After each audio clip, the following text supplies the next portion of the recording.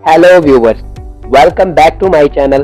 और आज का जो हमारा टॉपिक है वो बहुत ही इंटरेस्टिंग रहने वाला है। साइकोलॉजी के हमारे जितने भी स्टूडेंट्स हैं जिनको ये प्रॉब्लम हमेशा फेस करनी पड़ती है कि रिसर्च में ऐसे कौन से स्टेप्स हैं जिनको हम फॉलो करके अपनी रिसर्च को जो है इजी वे में कैरी आउट कर सकते हैं और हम अपनी एक रिपोर्ट फाइनलाइज करके रिपोर्ट बना सकते हैं।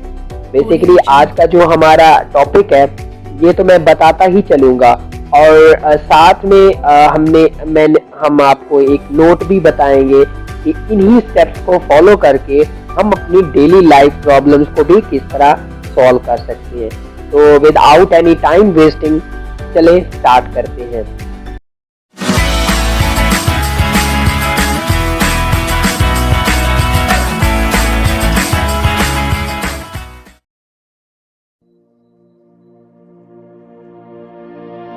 हमारा जो आज का टॉपिक है research in psychology. Research in psychology में बेसिकली 5 की पॉइंट्स होते हैं। इन 5 की पॉइंट्स को जो है आप मद्देनजर रखते हुए मतलब इन रिमेनिंग माइंड में रखते हुए किसी भी रिसर्च को कैरी आउट कर सकते हैं। तो step number 1 formulating hypothesis, step number 2 study design, step number 3 collect the data, step number 4 analyze the data and draw conclusions, step number 5 report the findings। तो step number 1 जो है हमारे पास formulating hypothesis। अब आपको ये confusion होगी, अब ये hypothesis क्या है?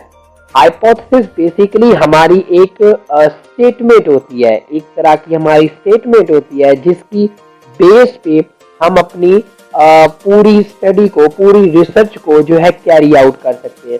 अब ये स्टेटमेंट, ये हाइपोथेसिस किसी भी तरह का हो सकता है।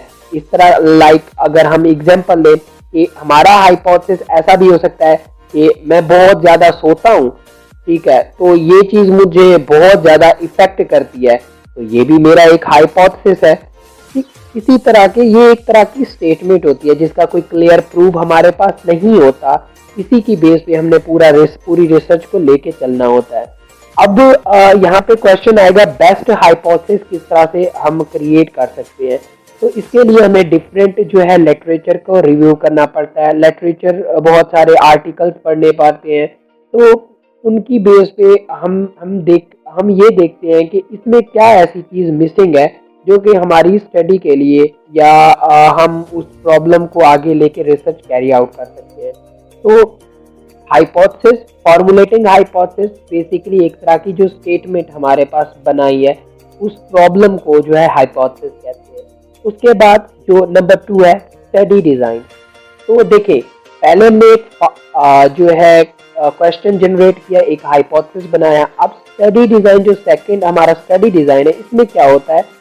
स्टडी डिज़ाइन में हम अपना एक जो है स्ट्रक्चर डिज़ाइन करते हैं, अपना एक मॉडल बनाते हैं, एक स्ट्रक्चर बनाते हैं कि हाँ, ये हमारे पास प्रॉब्लम है, इस प्रॉब्लम को जो है हम किस तरह से सॉल्व कर सकते हैं।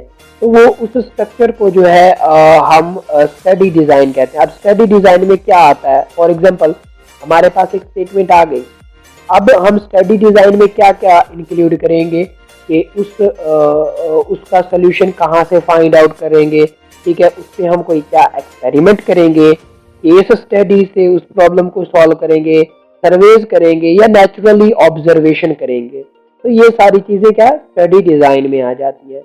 Number 3 collect the data. अब जो थर्ड स्टेप है ये हमारा एक तरह का एक्शन स्टेज है, एक्शन स्टेज। तो इसमें हमने डाटा को कलेक्ट करना है। अब डाटा हम कहाँ कहाँ से कलेक्ट कर सकते हैं? तो डाटा कलेक्ट करने के लिए डिफरेंट वेज होते हैं। हम किसी भी चीज़ को डायरेक्ट ऑब्जर्व करके डाटा को कलेक्ट कर सकते हैं।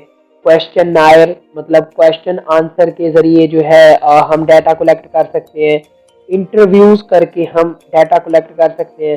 साइकोलॉजिकल टेस्ट से हम डाटा कलेक्ट कर सकते हैं, या फिजियोलॉजिकल हम रिकॉर्डिंग वगैरह मतलब डिवाइसेस वगैरह से किसी भी चीज़ को, किसी भी वीडियो को या वॉइस को रिकॉर्ड करके डाटा कलेक्ट कर सकते हैं।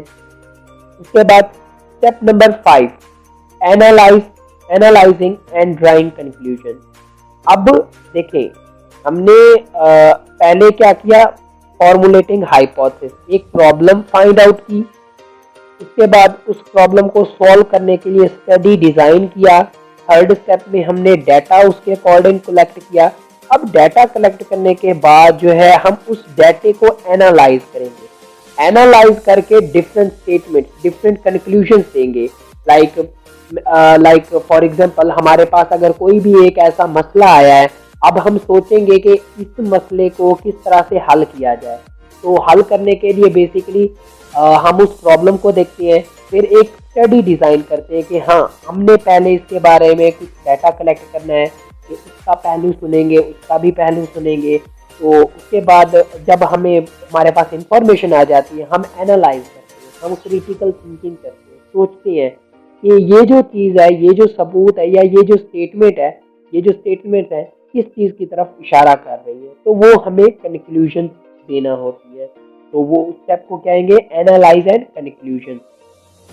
उसके बाद स्टेप नंबर 5 है रिपोर्ट।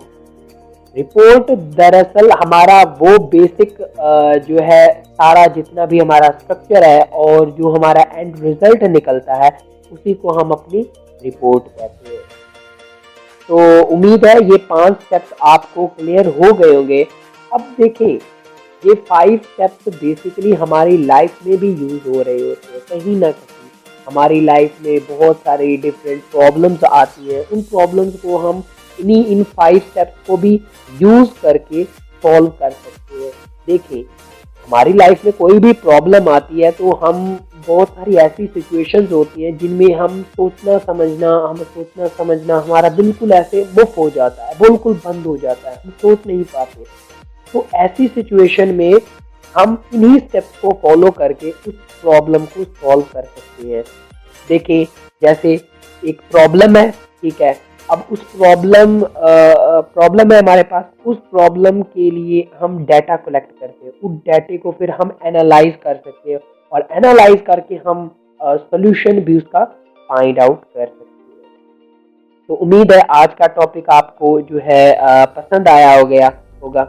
तो मिलते हैं हम नेक्स्ट वीडियो में नेक्स्ट इन्फॉर्मेशन के साथ। तो तब तक के लिए इजाज़त दीजिएगा।